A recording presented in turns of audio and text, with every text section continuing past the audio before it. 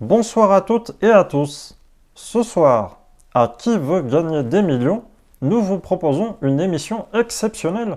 Vous en avez l'habitude maintenant. Car en effet, comme tous les vendredis, nous accueillons un candidat très particulier.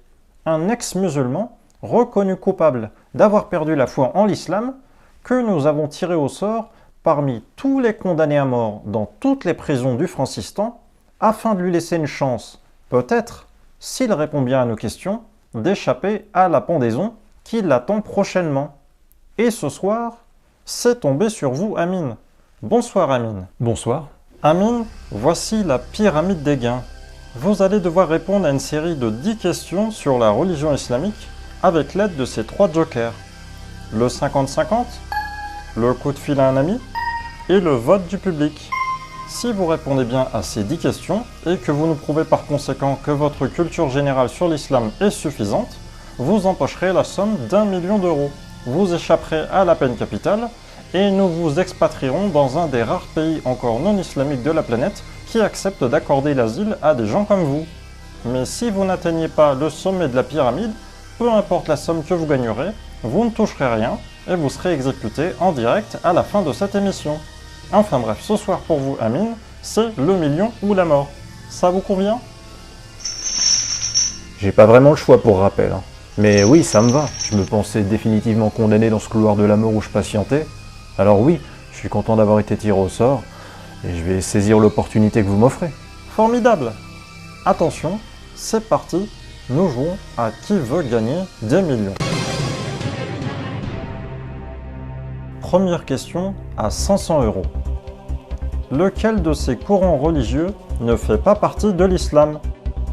Le chiisme, le sunnisme, le déséquilibrisme, le polythéisme?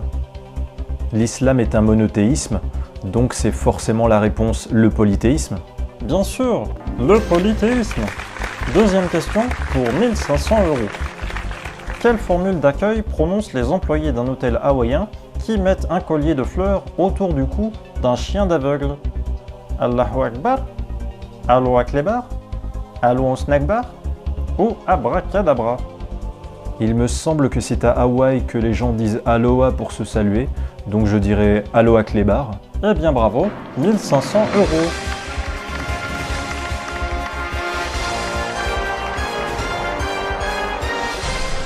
Nous venons de passer les 2 premières questions qui étaient des questions faciles. Il vous reste encore 8 questions et vous avez toujours vos 3 jokers. On passe à la 3e question pour 6000 euros. Pourquoi la djellaba est-elle un vêtement populaire dans le monde musulman? Parce que le bruit des braguettes de pantalon fait fuir les chèvres? Parce qu'on peut y dissimuler de la dynamite entre ses cuisses? Parce que sa coupe aide à cacher les formes du corps?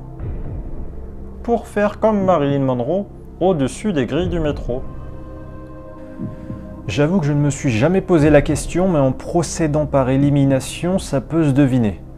Bon, j'écarte d'office les réponses B et D. Le style de vêtements du genre djellaba, camis, ça s'est popularisé un peu partout dans le monde musulman, bien avant l'invention occidentale du métro ou de la dynamite.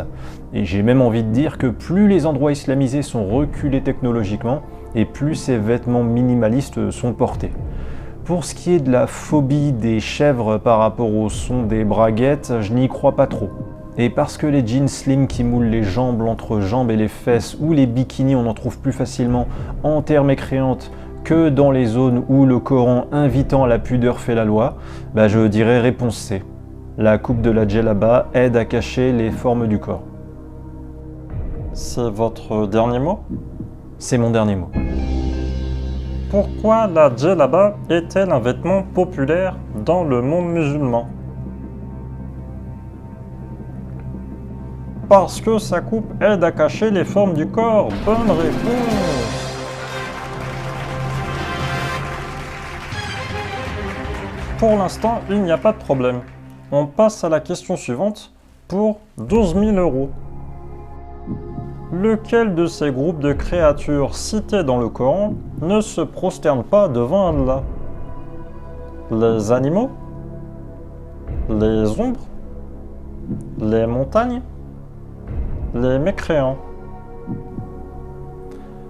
Bon, là je suis pas sûr, parce que si j'en crois votre question, 3 des 4 types de créatures de cette liste de réponses se prosternent devant Allah, et une seule de ces 4 ne se prosterne pas devant Allah.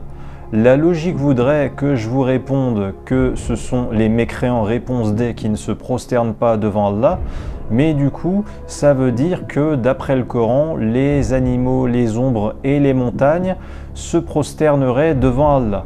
Quand on y réfléchit, les humains sont censés être les êtres vivants les plus débrouillards parmi toutes les espèces vivant sur Terre. Donc si les mécréants aient la bonne réponse à cette question, ce que je pense normalement, ça signifie que du point de vue de l'islam, les animaux, pourtant moins intelligents que les humains, auraient tous le bon sens du point de vue islamique de se prosterner devant Allah, ce qui inclut les otaries, les labradors, les saumons, les belettes à poil ras, les poules, parce qu'il y a écrit « les animaux » en réponse A. Les animaux, c'est une généralité. Comment les animaux ont-ils mieux compris et cerné l'existence d'Allah et le devoir de la prosternation envers Allah, plus que les humains, à la part mécréante encore conséquente? Ensuite, prenons la réponse les montagnes. Les montagnes qui se prosternent devant Allah, c'est un peu ridicule. Avec quelle conscience? Avec combien de conscience qui se départagent entre quels blocs rocheux et quels autres parmi les montagnes? Et enfin, la réponse les ombres, c'est vraiment totalement improbable à mes yeux comme réponse, parce que une ombre, ça obéit mécaniquement à des conditions lumineuses précises. Si dans une pièce où l'obscurité est complète, j'allume une lampe torche dans une position précise, dans une direction précise par rapport à un objet, l'ombre de cet objet se contentera d'obéir à la position de la lampe pour exister, point. L'existence et le mouvement de cette ombre ne relèveront pas d'une prosternation envers Allah. Bref, je suis un peu perdu, mais la logique islamique, plus que scientifique, voudrait que je réponde avant tout les mécréants, même si les autres réponses que j'ai sous les yeux me semblent bizarres. Écoutez, je vais dire la réponse les mécréants. C'est impossible que les mécréants fassent partie des créatures qui se prosternent devant Allah, puisque la non-croyance étymologique du nom mécréant rend impossible à ces derniers l'acte volontaire de la prosternation envers Allah. Même si pour toute autre créature, montagne, ombre, animaux à la limite, je peux envisager la cause de la magie divine qui est un prétexte sans limite dans l'islam, mais clairement là je suis certain que c'est la réponse les mécréants, parce que j'imagine pas le Coran mécréanophobe donner aux mécréants une telle vertu. C'est votre dernier mot, Amine? C'est mon dernier mot.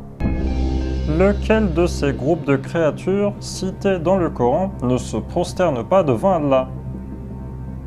Et la bonne réponse est... les mécréants. Bonne réponse. Et pour votre information, Amine, nous affichons maintenant pour vous à l'écran les versets du Coran où Allah indique effectivement que les montagnes, les ombres et les animaux se prosternent devant lui. On passe maintenant à la question qui vaut 24 000 €. Lequel de ces âges de mariage d'Aïcha avec le prophète Mohammed est le plus crédible? Entre 6 et 7 ans selon Aïcha elle-même dans des hadiths sahih, 16 ans selon des savants musulmans, 18 ans selon des militants associatifs anti-islamophobie, 19 ans selon des historiens. Bon, là, comme ça, spontanément, si vous me demandez qui savait mieux que les autres l'âge d'Aïcha à son propre mariage avec Mohammed, bah, je vous répondrai Aïcha elle-même par rapport à cette liste, c'est logique.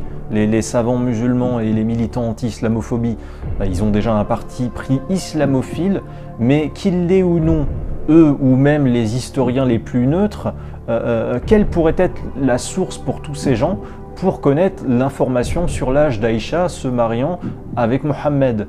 Par exemple, leur source, ça pourrait être des témoins directs de l'époque de Mohammed. Bah justement, Aïcha vient de cette époque et elle est mieux qu'un témoin encore, elle est l'acteur central de cet événement qu'elle a vécu personnellement. Si vous voulez, je suis un apostat, je pars pas du principe que les hadiths sont forcément vrais, mais la réponse A, le témoignage d'Aïcha, est en plus confirmée par le support de hadith sahih que les musulmans jugent les plus crédibles comme source complémentaire au Coran pour leur religion, il me semble.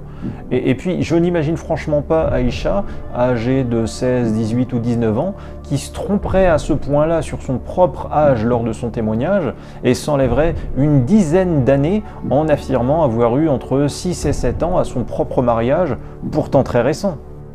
Non, vraiment, la source qui me semble être la plus crédible, c'est la réponse A, Aïcha elle-même, via des hadiths sahih.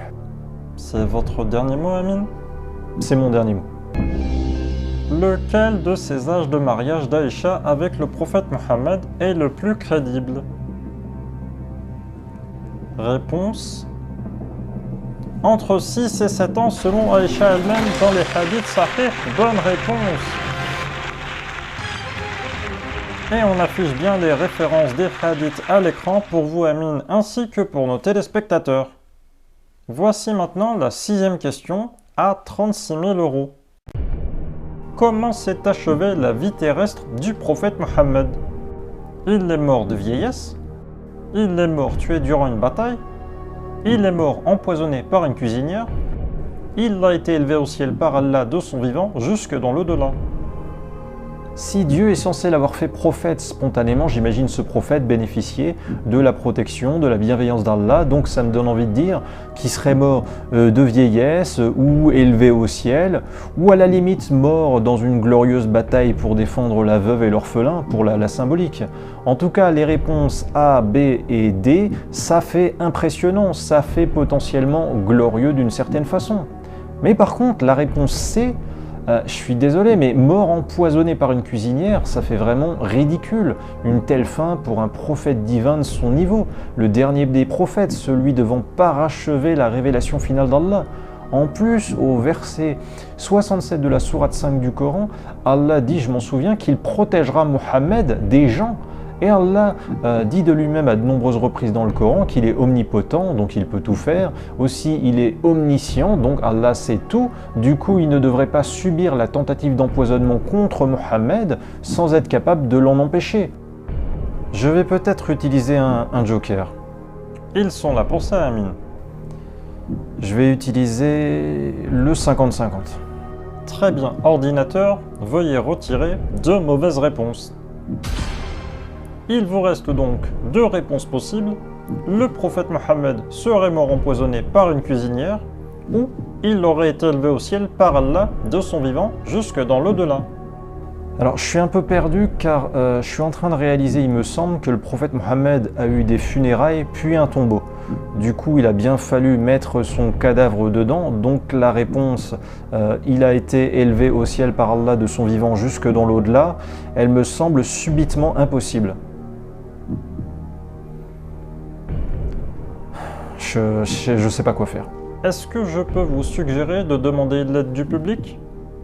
Ça m'embête pour le coup de gaspiller 2 de mes 3 jokers successivement et si vite pour une seule question, mais là j'ai pas le choix si je veux avancer car je suis vraiment hésitant.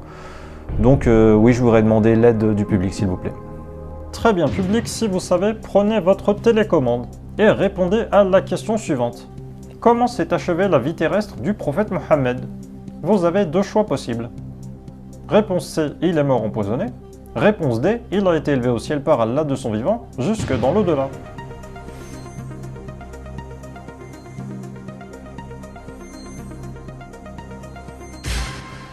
À une écrasante majorité, à 83%, le public pense que le prophète Mohammed est mort empoisonné. Eh bien, on va suivre l'avis du public. Réponse C, il est mort empoisonné. Et c'est mon dernier mot. Comment s'est achevée la vie terrestre du prophète Mohammed? Il est mort empoisonné, bonne réponse!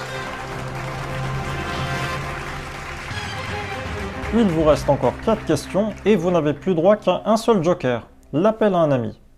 Voici la 7e question pour 72 000 €. Selon Allah, est-ce que l'islam est une religion de paix? Oui, car la majorité des musulmans sont pacifistes. Oui, si l'islam est en position de faiblesse.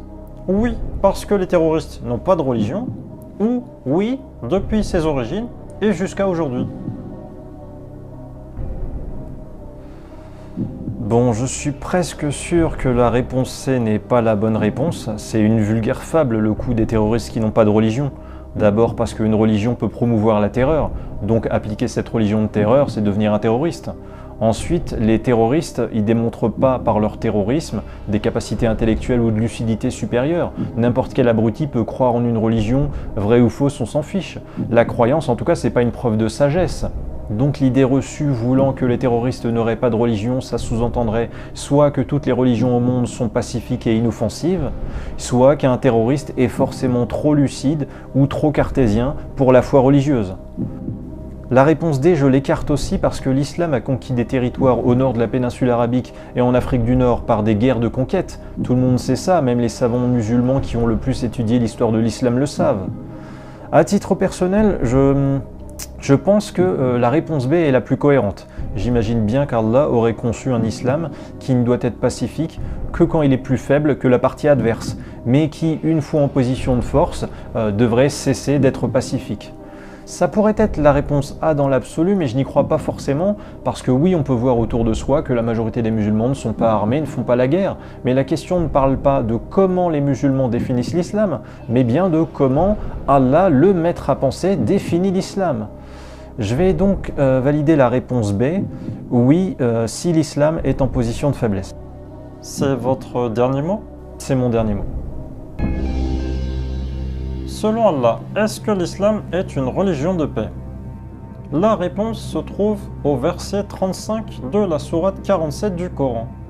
Un verset dans lequel Allah dit « N'appelez pas à faire la paix alors que vous êtes les plus forts », ce qui permet d'en déduire que selon Allah, l'islam est une religion qui ne doit appeler à la paix que lorsqu'elle est en position de faiblesse. Bonne réponse!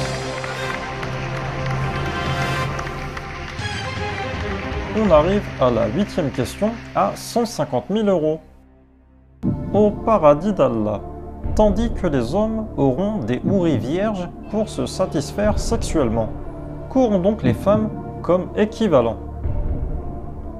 Du Xanax, un casque VR et une connexion modem 56K à beurrette.com, rien, des troubadours touareg eunuques qui leur joueront du tambourin. Le choix des réponses est très diversifié là comme ça. Bon, déjà, il y a un premier élément qui me perturbe d'emblée, c'est qu'il me semblait que les gens qui peuplaient le paradis d'Allah, ils avaient droit à tout ce qu'ils voulaient. Donc les femmes du paradis pourraient avoir le casque VR avec une connexion haut débit pour aller sur tous les sites ou jeux qu'elles veulent, le Xanax à volonté et aussi les troubadours qui les distrairaient du matin au soir. Mais je dois comprendre quand même l'intitulé précis de votre question. Les hommes au paradis d'Allah ont droit à des houris vierges qui ne sont pas leurs propres épouses. Plein de théologiens musulmans disent d'ailleurs que les musulmanes au paradis auront leur mari terrestre, ou le dernier en tout cas, ou bien un époux si jamais elles sont mortes sans avoir eu d'époux durant la vie terrestre. Mais encore une fois, les nombreuses houris vierges pour les hommes au paradis ne sont pas des épouses, mais plutôt des sortes de prostituées. Du coup, c'est quoi l'équivalent non marital pour les femmes au paradis? C'est sans doute ça, je crois, le sens précis de votre question. Alors, ça devrait être des houris masculins, on va appeler ça comme ça, mais il n'y en a pas dans votre liste de réponses. Peut-être parce qu'Allah pense que les femmes seraient naturellement moins portées sur la chose, ou qu'Allah ne voulait pas dire aux hommes musulmans à la possessivité patriarcale supérieure à la moyenne que leurs épouses sur terre seront heureuses de se faire sauter par un ou plusieurs gigolos houris dans l'au-delà. Bon, enfin, en tout cas, je crois que je vais faire appel à un ami. Qui voulez-vous appeler? Mustapha. Il connaît bien le sujet? Ça fait quelques années que je ne l'ai pas vu. C'est mon oncle que je connais depuis tout petit. Et il a toujours été un passionné de théologie, qui lit beaucoup de livres sur l'islam. Il connaît peut-être la réponse. Allô? Allô, tonton, ça va? C'est qui? C'est Amine. Ah, Amine, c'est toi? Ça va? Ça fait longtemps, hein? Qu'est-ce qui te devient? Tu viens manger à la maison quand tu veux en tous les cas, n'hésite pas, hein? Oui, allô Mustapha, je m'excuse de vous interrompre avec votre neveu. C'est Jean-Pierre Toufik à l'appareil. Ah, Jean-Pierre, c'est vrai, c'est vous? Ah, je regarde tous les jours votre émission en plus, mais là, j'étais pas dans le salon, j'étais en train de réparer la machine à laver dans la salle de bain. Je vous crois, Quand Mustapha, j'ai entendu je le vous téléphone crois. sonner, je me suis mis à courir, mais sinon, wallah, je regarde tout le temps l'émission en temps normal. Ah, elle est où encore cette télécommande là? Ah, voilà, je l'ai. J'allume, attends, hein. Je vais couper le son. Ah, voilà, je vous vois avec Emin, mon cher neveu. Ah, ça fait des années que je t'ai pas vu, Emin. Hein. Ah, en tout cas, il est très beau ton pull orange, Emin. Hein. Il est spécial, mais il est beau. Et te va bien. Oui, Mustapha, je suis avec Amin, votre neveu, qui a utilisé l'appel à un ami et qui a besoin de vous pour une question à 150 000 euros. Ah oui, c'est beaucoup d'argent ça. Hein. En plus, mais attendez, on est vendredi. Le vendredi, c'est l'émission spéciale où vous faites venir ces saloperies d'apostats là. Et le pull moche d'Amin là, c'est pas un pull, c'est sa tenue de prisonnier. Ah, alors comme ça, t'es devenu un apostat, Amin. Mais t'es chimch, ça te traite. Tu rentres plus jamais dans ma maison. Je t'invite plus à manger. J'en ai rien à foutre que tu perdes l'émission, qui t'exécute en direct. Wallah, je m'en fous. Je vais aller faire chauffer du popcorn et je vais attendre le moment où ils vont t'exécuter. Mustapha, excusez-moi. Vous ne voulez pas aider votre neveu? Monsieur Tofek, je vais être très clair avec vous. Je n'ai pas de neveu apostat. J'y suis pas son ami. Je veux pas de problème avec les autorités. Je connais pas d'apostat. Je veux pas de problème. Voilà. Ah, apparemment, votre oncle a raccroché. Il ne souhaitait pas vous aider. Bah du coup je vais appeler quelqu'un d'autre. Ah non, vous n'avez le droit qu'à un seul appel, je suis désolé. À partir du moment où la personne a décroché, l'appel est considéré comme consommé. Maintenant, j'attends votre réponse. D'accord. Bon, je vois mal Allah parler du Xanax ou du casque VR ou de leur équivalent sous moyenâgeux. Les troubadours, ça m'inspire pas non plus. Et l'islam est une religion tellement misogyne que je dirais la réponse c'est rien. C'est votre dernier mot? C'est mon dernier mot. Au paradis d'Allah, tandis que les hommes auront des houris vierges pour se satisfaire sexuellement, qu'auront donc les femmes comme équivalent?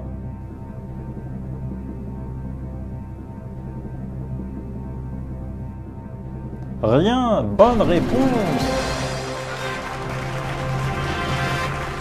Il n'y a effectivement pas de prostituées hommes pour les femmes prévues par Allah dans son paradis, car il en va de la dignité de la femme et de son honneur. Vous n'êtes plus qu'à 2 questions de sauver votre peau, Amin, et vous n'avez plus de joker. Voici maintenant la 9e question qui vaut 300 000 euros.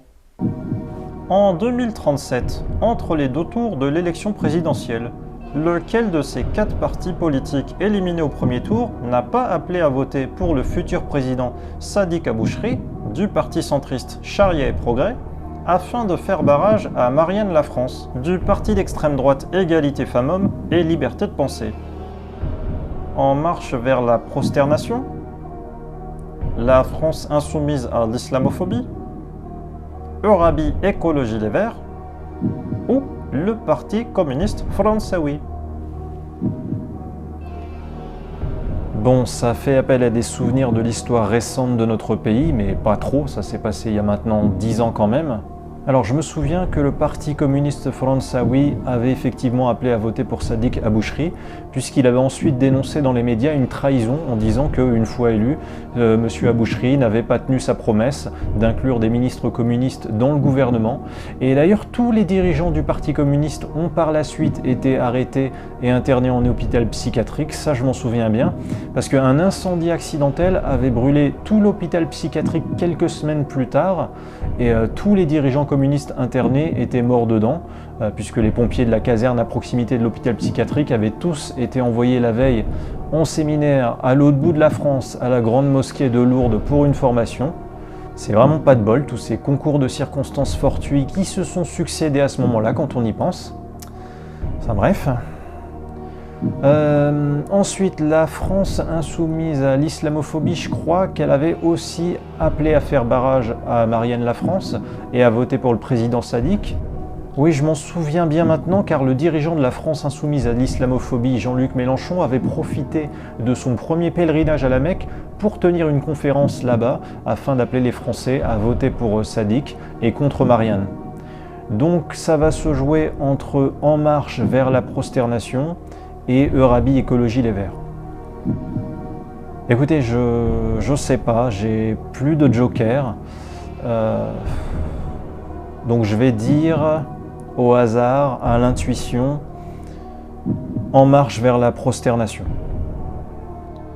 C'est votre dernier mot?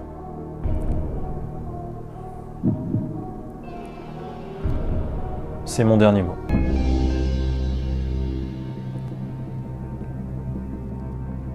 La question est la suivante. En 2037, entre les deux tours de l'élection présidentielle, lequel de ces 4 partis politiques éliminés au premier tour n'a pas appelé à voter pour le futur président Sadiq Abouchri afin de faire barrage à Marianne Lafrance? Un seul de ces 4 partis éliminés dès le premier tour avait refusé d'appeler à voter pour Sadiq Abouchri, un parti qui estimait qu'économiquement, on ne pouvait pas mettre l'âge de départ à la retraite en dessous de 84 ans, tandis que le parti de Sadiq Abouchri s'était engagé au maintien de l'âge de départ à la retraite à 72 ans. Et ce parti, qui n'a donné aucune consigne de vote entre les deux tours de la présidentielle de 2037, c'est En marche vers la prosternation. Une bonne réponse. Beaucoup de chance là. Vous êtes enfin arrivé à la dernière question, Amine. Cette 10e et dernière question qui vaut 1 million d'euros et qui vous garantira surtout, si vous y répondez bien, d'échapper à la peine capitale à cause de votre crime d'apostasie. Voici la question. Dans l'islam, qui est avant tout responsable des mauvaises actions humaines? Le libre arbitre humain? Satan? La prédestination divine? Ou les sionistes?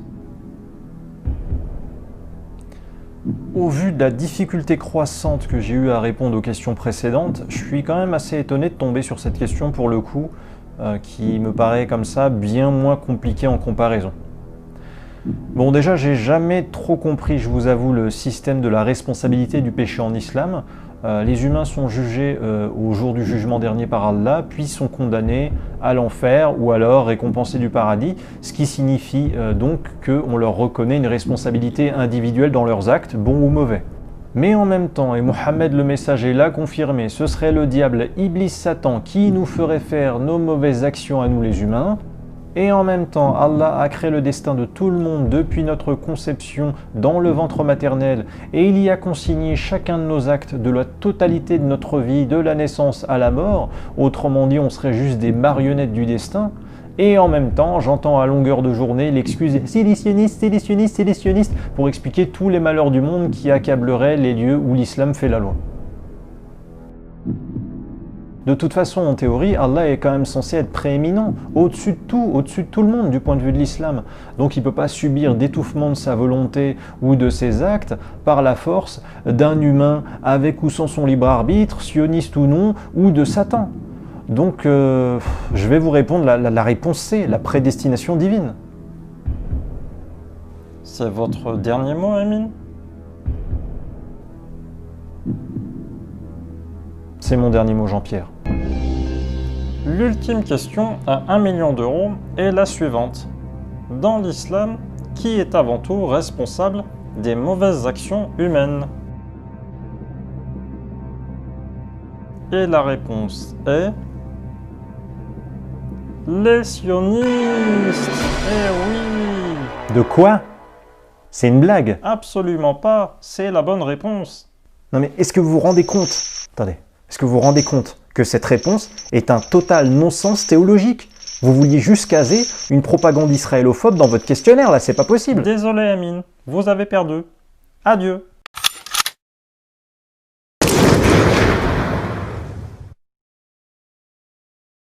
Quant à vous, chers téléspectateurs, je vous dis à la semaine prochaine.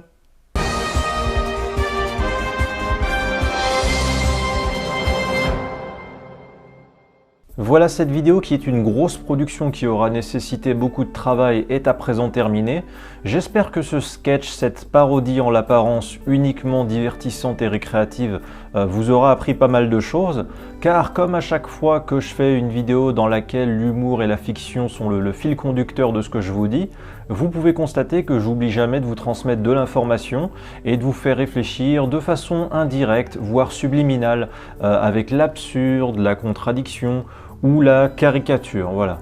Et que mon candidat en combinaison orange de tolard et avec ses grosses chaînes du Moyen-Âge bien rouillées, à travers ses réflexions par rapport aux aux questions de l'animateur Jean-Pierre Toufik, qu'il se soit mis à douter, à hésiter, à expliquer les raisonnements logiques avec lesquels il cherchait à faire sortir, à dissocier la bonne réponse des mauvaises réponses, et ben c'était ça le véritable intérêt créatif et philosophique de ce sketch d'aujourd'hui, que je l'espère vous partagerez avec vos amis sur les réseaux sociaux, que vous commenterez sur YouTube, vous likerez pour aider à son référencement.